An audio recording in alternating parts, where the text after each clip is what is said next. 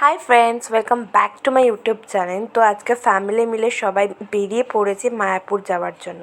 তো ভাই আমাদেরকে নিতে চলে এসছে। তো আমরা সবাই একসাথে মিলে আমরা শিয়ালদা স্টেশনে চলে এলাম। তো এখানে আমরা বসে আছি, আমি আর ভাই। ট্রেনটা কখন আসবে তো বলতে বলতে ট্রেন আমাদের এসে গেছে। তো কৃষ্ণনগর লোকাল।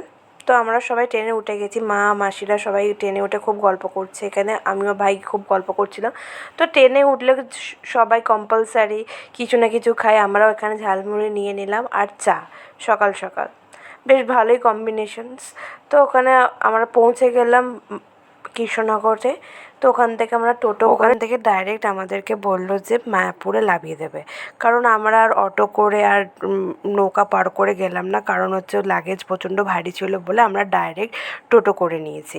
তো টোটোওয়ালা বললো যে আমাদেরকে নামিয়ে দেবে ডাইরেক্ট মায়াপুরে। তো আমরা আর অটো করে আর নৌকা পার করে আর গেলাম না। তো রাস্তাঘাট এত সুন্দর, ওয়েদারটা এত ভালো লাগছিলো। তো আমরা সবাই খুবই এনজয় করতে করতে যাচ্ছিলাম। ওখান থেকে আমরা উঠে গেলাম হাই রোডে। হাই রোডে যেতে একটু ভয় লাগছিল, কারণ অনেক ট্রাক ফাক চলছিলো বলে খুবই ভয় লাগছিলো, কিন্তু যেতে খুবই ভালো লাগছিলো। এত সুন্দর ওয়েদারে, এত সুন্দর পরিবেশ, এত ভালো লাগছিলো যেতে, কী বলবো। তো আমরা যেতে যেতে আমাদের মায়াপুর আমরা চলে এসেছি। তো যখনই আমরা মায়াপুর আসি যে আমাদের ওখানে একটা মামা থাকে। তো উনি ওখানকার মহারাজ। তো আমরা যখনই আসি ওনাকে বলেই আসি যে উনি আমাদের জন্য রুম বুক করে দেয়। কখনো কখনো গদা ভবন বা চক্র ভবন, উনি আমাদের রুম ঠিক করে দেয় অ্যাজ আ গেস্ট হিসাবে। তো এবারও আমাদের রুম বুক করে দিয়েছিল ঈশ্বরধাম ভবনে।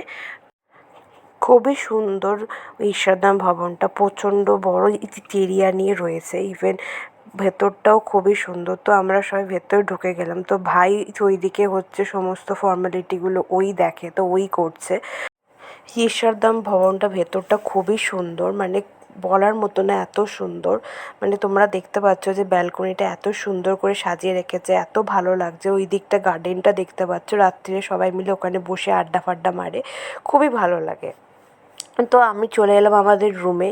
রুমটা পুরো রাজকীয় টাইপের, খুব সুন্দর। খাটগুলো এত সুন্দর, মানে পুরো রাজকীয় টাইপের ফিল দিচ্ছে, রাজাদের মতন ফিল দিচ্ছে। খুবই ভালো লাগছিলো। রুমটা এত সুন্দর বলার মতো না। তো বাইরের দিকে প্রাকৃতিক দৃশ্যটাও এত সুন্দর দেখাচ্ছে, কি বলবো, খুবই সুন্দর। তো রুম বলতে গেলে রুমটা খুবই ভালো। মানে তোমরা পারলে তোমরাও এখানে এসে থাকতে পারো ঈশ্বরধাম ভবনে, খুবই ভালো। ইভেন বাথরুমও খুবই লাক্সারি টাইপের সিরিয়াসলি বাথরুমটাও এত সুন্দর বলার মতন নয়। কাঁচের বাথরুম পুরো ভেতরটা খুবই সুন্দর বাথরুমটা। তো ঈশ্বরধাম ভবনটা খুবই মানে অপূর্ব মতন রুমগুলো, ইভেন বাথরুমগুলোও খুব সুন্দর। তো যে কোনো ভবনে তোমরা ওঠো না কেন, সব ভবনগুলো খুব সুন্দরই হয়। তো বেসিক্যালি আমরা কেন এসেছি মায়াপুরে যে আমরা একটা কারণেই এসেছি, কারণ যে আমরা জগন্নাথ স্নানযাত্রায় এসেছি। তার জন্য আমরা তার আগের দিন আমরা চলে এসেছি, তার পরের দিন জগন্নাথ স্নানযাত্রা। পরের দিনের ব্লগটা তোমাদের সাথে আমি শেয়ার করে দেবো। যদি ভালো লাগে থাকে লাইক, কমেন্ট, শেয়ার, সাবস্ক্রাইব করে দিও। Love you.